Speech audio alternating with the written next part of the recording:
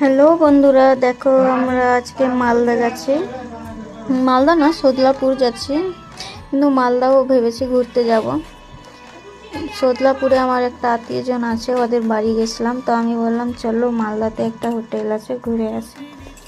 অনেক কেউ ফেসবুকে খাবারের ভিডিও দিচ্ছে, বাইরে দেখো পরিমাণ বৃষ্টি পড়ছে। তারপর এখানে দেখো হোটেলটা চলে এসেছি। এখানে দাদা ভাইকে বললো অর্ডারের জন্য। তারপরে দেখতে পাচ্ছি আমি চিংড়ি মালাইকারি অর্ডার করেছি, আমার বর কাস্টমার দিয়ে খাবে।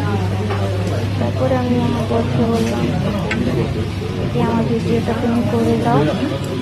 তারপরে মোবাইলটা দিয়ে দেখো আমার ভিডিওটা করে দিল।